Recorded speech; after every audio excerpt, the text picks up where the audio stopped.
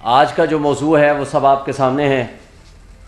आजकल एक कायदे करप्शन को बचाने के लिए, एक माफिया के सरबराह को बचाने के लिए, जिसका नाम मियां नवाज शरीफ है, आज पाकिस्तान की रियासत और उस रियासत के अहलकार और उनके हरकारे इस तरह एक्सपोज हुए हैं जिस तरह हमने माजी की तारीख में कभी नहीं देखा। आज पूरा निज़ाम नंगा होके उसकी हिमायत में खड़ा हो गया है। आपका कानून का और निज़ाम इंसाफ का जनाजा निकल रहा है। आज ये बदबूदार निज़ाम 24 करोड़ 25 करोड़ अवाम को तो भूख नंग से नहीं बचा सका। ये रियासत के अहलकार जो कि मेरे आप की पेट काट के हम उनको पालते पोसते हैं और उनको $18 बिलियन सालाना मुफ्त मराहत देते हैं, लेकिन आज वो एक भगोड़े क्रिमिनल कन्विक्ट को बचाने के लिए सब अपना रोल अदा कर रहे हैं। कितनी बदकिस्मती की बात है।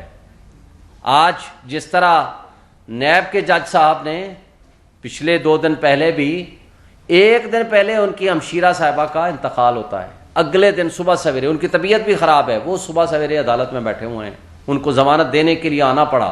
कौन लाया है? और दूसरी तरफ प्रोटेक्टिव बेल एक ऐसे मुजरिम को दी जाती है जो न मौजूद है, वो मुल्क से बाहर है। 4 साल वो इस कानून और इंसाफ का मजाक उड़ाता रहा। पूरी दुनिया में वो सेहतमंद था। उसकी बेटी और ख्वाजा आसिफ, उसके लीडर, ने यह कहा कि वो बीमार नहीं था, वो तो हम डील करके गए थे। इस निज़ाम इंसाफ का तमाशा करने के बाद उसकी अदम मौजूदगी में उसको प्रोटेक्टिव बेल दे दी जाती है। और रीज़न क्या देते हैं अदलिया, हमारे लिए बहुत काबिल एहतराम है। वो ये कहते हैं कि चूंकि नैब कह रहा है इसलिए हम जमानत दे रहे हैं। भाई, अगर नैब कहते सारे मुजरिम छोड़ दो, आप छोड़ देंगे?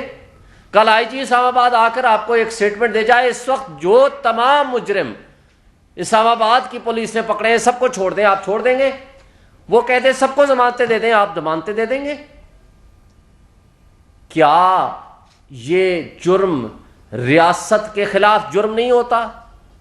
जब आप एक मुजरिम को छोड़ते हैं तो वो जुर्म पूरी रियासत में तकसीम हो जाया करता है, पूरे मुआशरे में तकसीम हो जाता है। फिर करप्शन की क्या जो जुर्म है करप्शन का, क्या वो काबिल राजीनामा जुर्म है? अगर नैब या एंटी करप्शन का या FIA का या कोई अहलकार मिली भगत करके आकर कह दे जी इनको छोड़ दें, तो क्या आप छोड़ देंगे? इसमें तो मेरा पैसा भी है, आपका पैसा भी है, इस कौम और अवाम का पैसा भी है। क्या आप उनको छोड़ देंगे? क्या आपकी अदालत की जिम्मेदारी से वो बरीओ जिम्मा हो जाते?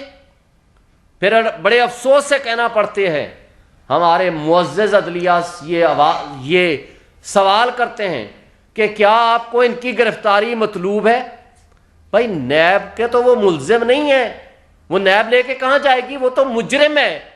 मुजरिम की जगह तो जेल है। आपने उनसे सवाल कैसे कर लिया? ये तो सुप्रीम कोर्ट के फैसला जात की रोशनी में, उस जजमेंट की कंप्लायंस में उसने जेल जाना है।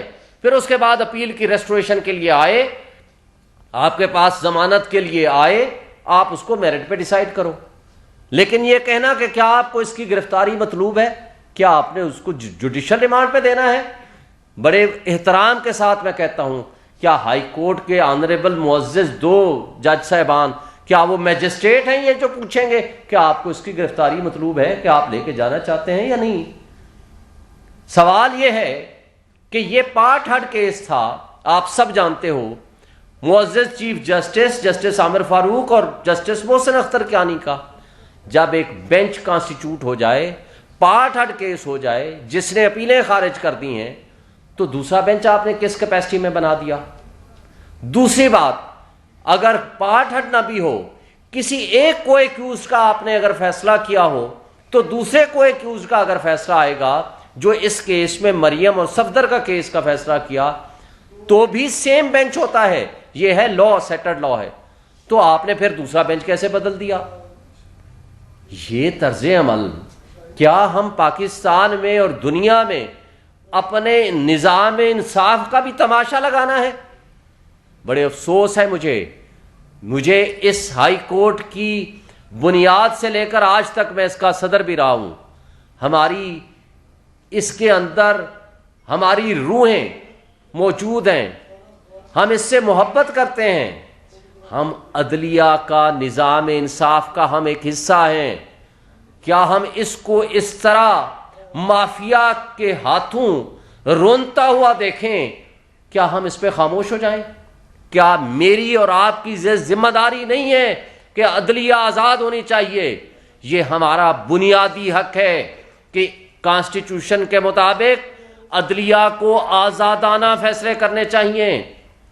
जब यहां हमारे इस मुल्क में एक साबिक जज और साबिक चीफ जस्टिस मीडिया पे आकर कहता है, जस्टिस नसीम हसन शाह साहब की बात कर रहा हूं, कि बहुत मजबूरी थी, प्रेशर था, हमें जुल्फकार अली भुट्टो को फांसी देना पड़ी, तो क्या आप वो मौलवी तमीजुद्दीन का नजरिया जरूरत जिंदा करना चाहते हैं? तो ये काबिल अफसोस है। आज दुनिया और पाकिस्तान की सोसाइटी और 24-25 करोड़ अवाम आपको देख रही है। आपका किए जाने वाला हर कदम वो तहसीन की निगाह से होगा अगर इंसाफ पे मबनी होगा। अगर माफिया के हाथों कंप्रोमाइज होकर आप फैसले करेंगे, अगर आपने किसी से पूछ के फैसले करने हैं, तो बड़े अफसोस से कहना पड़ता है, तो फिर आपका शुमार जस्टिस मुनीर के साथ तो होगा, लेकिन आपका शुमार कभी एक इंडिपेंडेंट जज के तौर पर सामने नहीं आएगा। तारीख आपको लिख रही है और देख रही है, ये वक्त एक जैसा नहीं रहता। जिस केस को प्रूव कर दिया प्रोसिक्यूशन ने, आज उसको एविडेंस पढ़े बगैर, उसको देखे बगैर आप क्या एक प्रोसिक्यूटर के कहने पे ये फैसले करेंगे? तो फिर मुल्जिम भी कल आकर कह दे, कल फिर जो भी आकर कह दे कि जनाब आप इसको छोड़ दें, तो फिर छोड़ दिया करें। तो फिर कानून, इंसाफ, ये सारी कानून शहादत, CRPC, नैब लॉ, इन सारों को फिर हम बंद कर दें? ये अफसोस की बात है। और साथ साथ मैं एक बात और कहता चलूं कि आज पाकिस्तान की रियासत ने जो नया उसूल कायम किया है वो है आपकी पंजाब गवर्नमेंट। अल अजीजिया केस में वो सेंटेंस सस्पेंड कर दी जो यहां केस अभी सब जुडिस है। क्या वो सुप्रीम कोर्ट है? क्या पंजाब गवर्नमेंट ने ये केस बनाया था? यानी कल बलूचिस्तान में केस हो, आप KPK की गवर्नमेंट उठे, वो भी निगरान, वो उठे और उठ के वो फैसला कर दे कि नहीं जनाब वो जो मुल्जिम बैठा हुआ है हमने उसकी सजा सस्पेंड कर दी। तो फिर उसकी क्यों करते हो? सारे मुजरिम जो पंजाब में बैठे हुए हैं या पाकिस्तान में बैठे हुए हैं, सबकी सजाएं आप सस्पेंड कर दो। क्या ये मजाक है? पहले 10 महीने से वो गैर आईनी बैठे हुए हैं। न सिर्फ गैर आईनी बैठे हुए हैं, उनकी पार्शल और उनकी जानिबदारी आप देखें कि एक शख्स को बचाने के लिए, एक माफिया के सरबराह को बचाने के लिए, एक कायदे करप्शन को बचाने के लिए इस तरह अपने आप को नंगा और एक्सपोज कर रहे हैं कि जिस पे कोई शर्म और हया भी बाकी नहीं रही। ये काबिल अफसोस बात है। मैं मुतालबा करता हूं इलेक्शन कमीशन ऑफ पाकिस्तान से, क्या आप जो आईनी इदारा हैं, आपको ये तो याद रहता है कि इमरान खान ने आपके ऊपर तनकीद की थी, आप उसको तो कंटेम्प्ट नोटिस देते हैं, तो क्या उनकी जो जानिबदारी आपके सामने आ चुकी है, क्या आप तब्दील करेंगे उस CPO को, उस SSP को जो सलूट कर रहा है एक मुजरिम को? क्या उसको चेंज करेंगे इस मौजूदा चीफ मिनिस्टर को जिसने अदालत आलिया के हुक्म के बावजूद कहा कि नहीं जनाब हम कोई जलसा नहीं करने देंगे, कोई कुछ छोटा सा कॉर्नर मीटिंग भी नहीं करने देंगे PTI को? क्यों? इनका रिकॉर्ड जी मुजरिमाना है, और जो मुजरिम है वो आपका VVIP है, और जिनके बारे में आपको शक है कि इनका रिकॉर्ड खराब हो सकता है। और रिकॉर्ड कौन खराब करता है? आप गिरफ्तार करते हो, रिकॉर्ड खराब कर देते हो।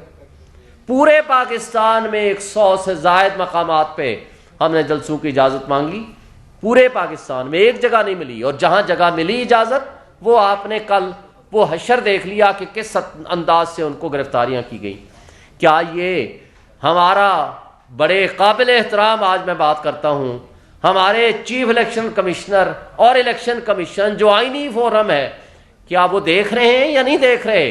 अगर वो देख रहे हैं तो इस अंदाज हुक्मरानी को क्या उनको चेंज करने का कोई हुक्म ऑर्डर करेंगे? क्योंकि ये आपकी चॉइस थे, इन्होंने उनको लगाया था, मोहसिन नकवी को और उनकी कैबिनेट को। अगर केपी की आपने 6 महीने बाद आपको पता चला उनके सारे मिनिस्टर्स पॉलिटिकल थे, अपनी पॉलिटिकल पार्टीज को सपोर्ट कर रहे थे, उनको चेंज किया, तो क्या इधर भी आपकी नजर होनी चाहिए? जरा इधर भी देख लें।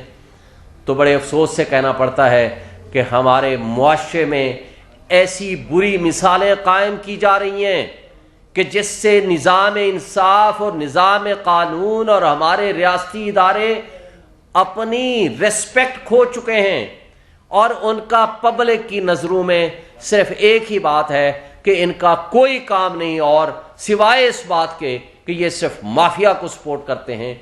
इस वजह से बददिली फैल रही है, मायूसी फैल रही है, अफरा तफरी है, लोग यहां से भाग रहे हैं, मुल्क से लोग अपना पैसा लेके भाग रहे हैं, लोग यहां रहना नहीं चाहते हैं। आपके निज़ाम के ऊपर कोई कल इन्वेस्टमेंट लेकर नहीं आएगा, आपका ओवरसीज यहां नहीं आना चाहता है। तो ये आपकी रियासत इन हरकतों की मुतहम्मिल नहीं हो सकती। आपने वक्त से पहले इतना वर्स्ट किस्म की पॉलिटिकल इंजीनियरिंग कर दी है, ये मुतनाज़ा इलेक्शन आपको किसी सूरत फायदा नहीं देगा। इस माफिया को अगर आपने हमारे सरों पे मुसल्लत किया तो भी उसका नुकसान ये होगा कि ऐसी माफिया कभी हुकूमत नहीं कर पाएगी, सियासी अदम इस्तेहकाम में इजाफा होगा। और इसलिए मैं आज फिर एक दफ़ा मुतालबा करता हूँ आपके तवस्सुत से कि फिर रिकंसीडर करें, इस मुल्क के अवाम को फैसला करने दें कि किसको हक के हुक्मरानी है। Thank you.